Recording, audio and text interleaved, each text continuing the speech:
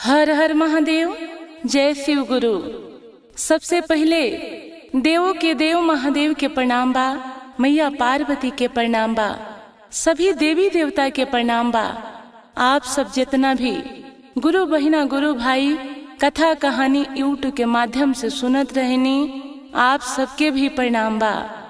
आप सबके बीच दीदी फिर से एगो कथा लेके आइल बानी। कथा ये बड़ा अद्भुत बाटे। एगो लड़की के शादी कैसे कौवा से होखताटे। देखी वो लड़की के जिंदगी में का लिखल बा और कौना मजबूरी से लड़की के शादी कौवा से कइल जाता। आप सब गुरु बहिना शुरू से लेके अंत तक सुनम तो आप सबके कथा पूरा पूरा समझ आई। आप सबके हमेशा हम शिव चर्चा कथा सुनावत रहिला पारंपरिक कथा के माध्यम से। आप सब हमारे चैनल पे नया बानी तो चैनल के सब्सक्राइब करब। चली गुरु बहिना कथा के ओर बढ़ल जाओ। एगो गांव में एगो पंडिताइन रहत रहली, बेटा रहत रहले। पंडिताइन बेटा के शादी कर देले रली, साथ में बहू रहत रली। पंडिताइन बेटा पतोह 3 आदमी वो घर में रहत रहे। बड़ा बढ़िया घर चलत रहे। पंडिताइन शिव गुरु के शिष्या रहली। देखी धीरे धीरे थोड़ा समय बीतल। पंडिताइन के पतोह के बेटी भइल एगो बड़ा सुंदर। देखी घर में सभी लोग खुश रहे और कहल बा गुरु बहिना कि जौना घर में सबसे पहले बेटी हो जाए वो घर धन्य हो जाला। अब पहले जे बेटी भई रहे पंडिताइन के पतोह के तो सबसे ज्यादा पंडिताइन खुश रहली कि हमरा घर में लक्ष्मी के रूप हमर बेटा के बेटी भइल बिया। छर छटियार भइल, सोहर गाना बजाना भइल। समय बीतल, पूरा भरा भरा अब घर लागे लागल। अब धीरे धीरे देखी कुछ दिन बीतत गईल। जब लड़की देखी 6 महीना के होतिया, हूँ हाँ बोले वाली जब होतिया, पंडिताइन द्वार पर लेके खिलावत रहतारी। एक दिन के बात है कि देखी लड़की बड़ा रोवतिया। एकदम कहल बा कि लड़का छरिया जा लसन तो ना छुपा लसन। असई वो लड़की बहुत रोवतिया। पंडिताइन कई उपाय कर लेले बड़ी वो लड़की के बजावे खातर, मनावे खातर, लेकिन लड़की छुपात नहीं खे। अब देखी वही समय एगो कौआ वो पंडिताइन के द्वार पर दाना चुनत रहता। पंडिताइन कहतारी वो छोटहन बच्ची ते कि ना चुपबू त कौआ के दे दे हम, यदि रोबू त कौआ के सते भेज दे हम, कौआ लेके उड़ जाई। अब वैसे करत करत कौआ के हुलकावत अरी। धीरे धीरे लड़की के अब नजर कौआ पर जब पड़ल बा तब छुपा गईल बिया। कौआ यहाँ से कूद के वहां बैठता, वहां से वहां बैठता। अब लड़की देख के एकदम छुपा गई, हंसती अब खेले लागल। ओह दिन देखी बीत गई। अब फिर दूसरा दिन के बात है कि पंडिताइन वही जगह लेके खिलावतारी और लड़की जौन बिया फिर से रोल चालू कर देले बिया। और कौआ के आदत रहता दाना के खोज में, दाना चुने खातिर वो रोज रोज द्वार पर आ जाता। कहीं गेहूं, कहीं चावल, कहीं कुछ मिल जाता, बस वो अपना ठोर से चुनता, अपन पेट भरता। लेकिन फिर दूसरा दिन रोवतिया।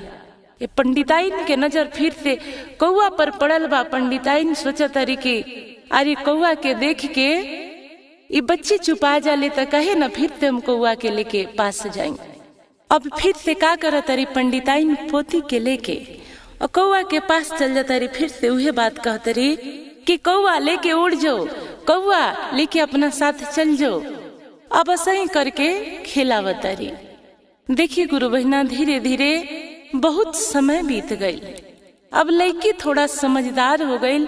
समझी कि 5-6 साल के हो गई।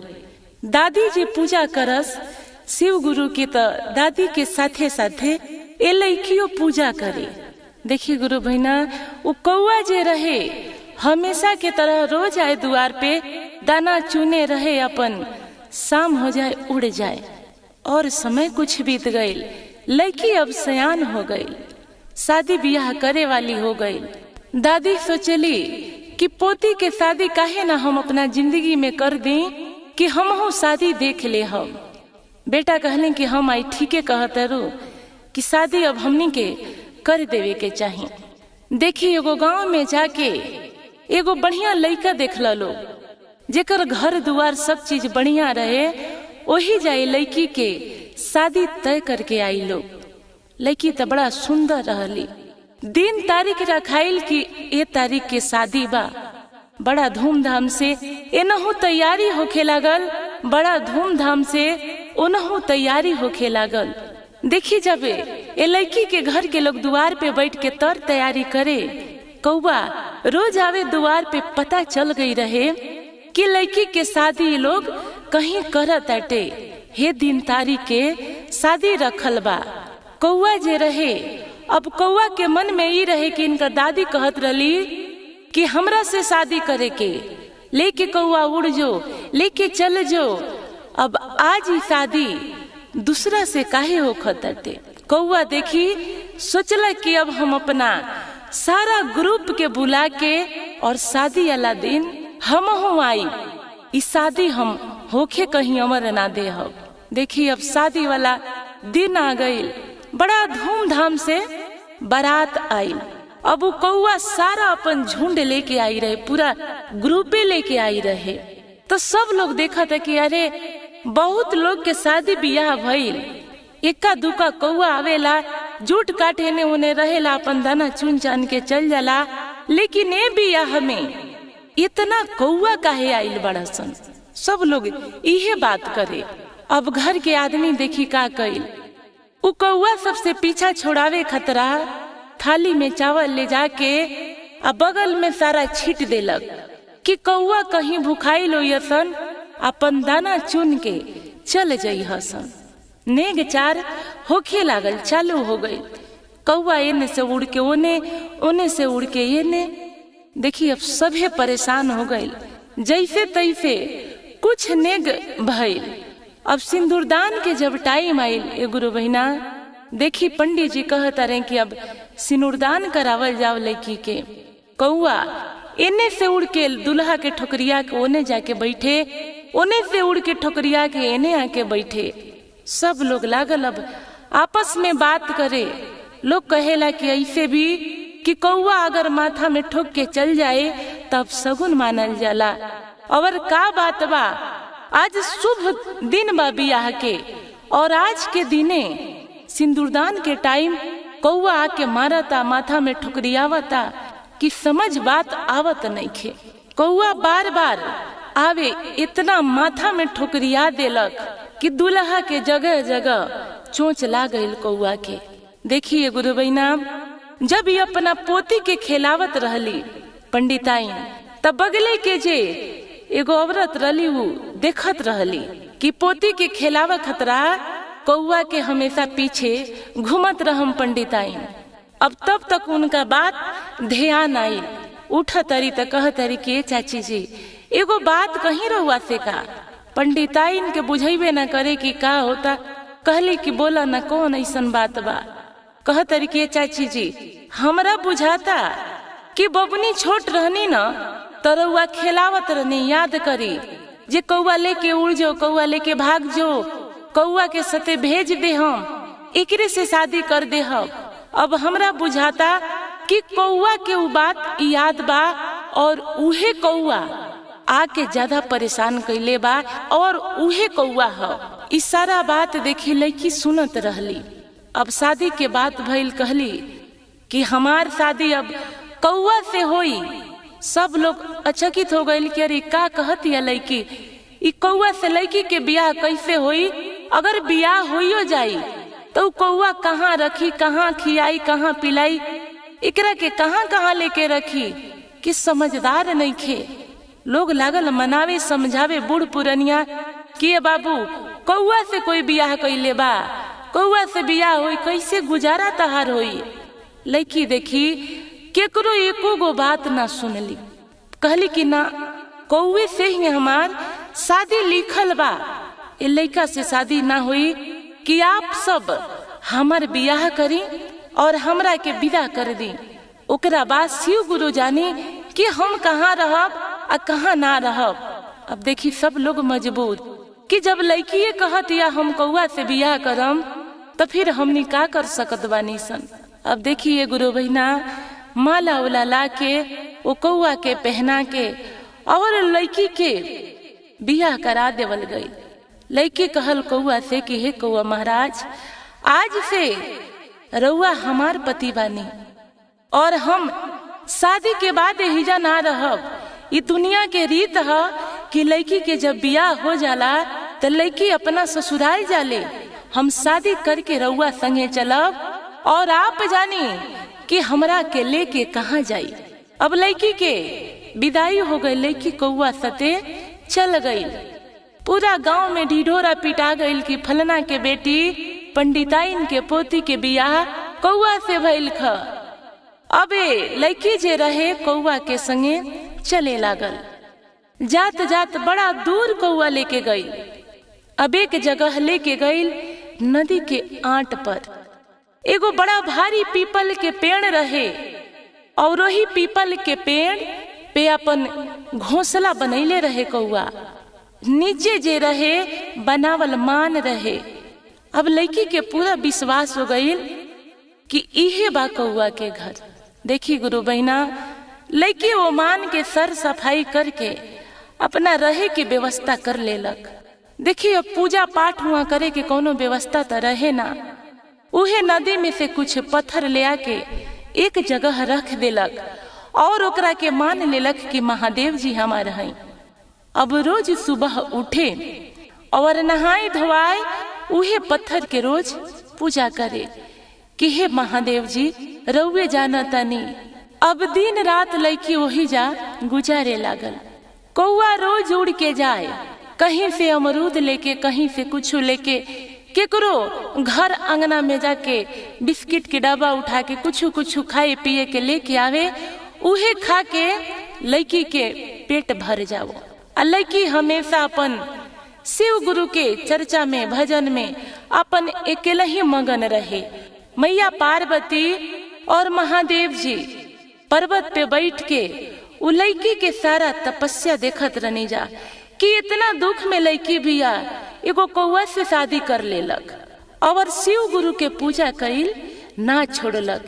महादेव जी कहनी कि ऐसन करा कि पार्वती ये लड़की के तू सपना में जा और लड़की के कुछ जिए के उपाय रास्ता दिखावा कि लड़की कैसे आगे के जिंदगी गुजारी। अब देखी गुरु बहिना, एक दिन लड़की उहे मान में सुतल रहे और सपना में मैया पार्वती आईनी। मैया पार्वती आके कहनी कि तू 1.25 महीना एकदम बढ़िया से पूजा पाठ चर्चा भजन कर और 1.25 महीना खाए के दाना पानी कुछ व्यवस्था करके चिड़ई चुरुंग पंछी आवासन त छिट दीह, नियम से एको दिन तुरिह मत।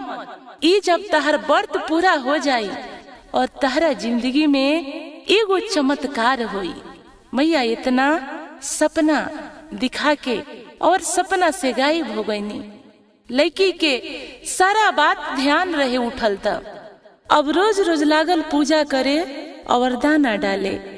अब देखी धीरे धीरे 1.25 महीना पूर गईल, मात्र 1 दिन बाकी रहे। लास्ट वाला रात लड़की सुतल और सुबह उठल तो देखा तिया कि अरे इ त नदी के आंट पर इतना सुंदर घर बनल बा और जरूरत के हर चीज बा ओकरा में। बेड बिछौना, खाना पीना, कपड़ा लाता, हर चीज वो घर में रहे। लड़की देखल, ओकरा विश्वास हो गई कि मैया पार्वती जवन सुनैनी वो सही रहे। देखी वही दिने कौआ आके वो घर में बैठा रहन।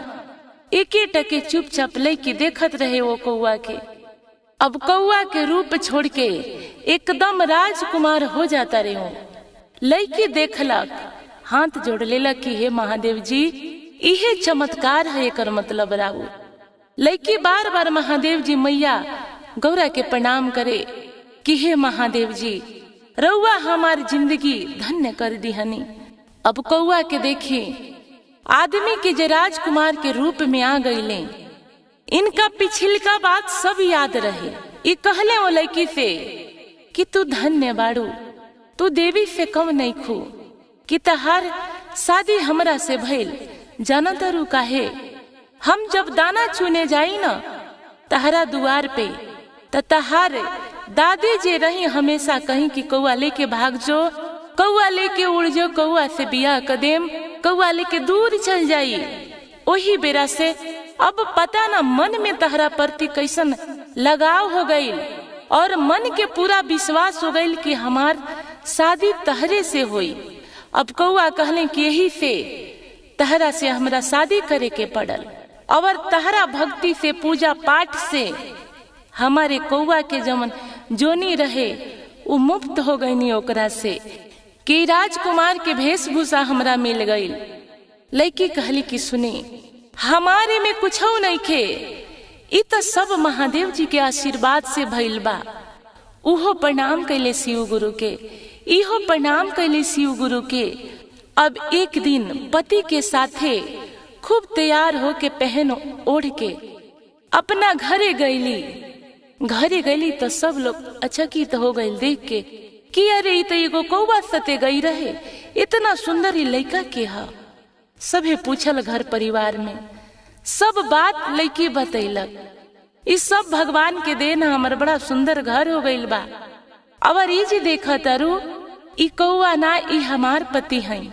अब देखी पूरा गांव में चर्चा हो गई कि शिव गुरु के आशीर्वाद से कौआ से शादी भई रहे, वो इंसान हो गई, बड़े इंसान। लोग के देखे खातर पूरा हुजूम जुट गई रहे। सब लोग शिव गुरु के नाम गोहरावता। यही से कहल बा गुरु बहिना देखी कि जौन लिखा गइल बा ओकरा के कोई बदल नहीं खे सकत। आप सबके कथा पसंद आइल हुई तो हमरा कमेंट में हर हर महादेव जरूर लिखम। धन्यवाद।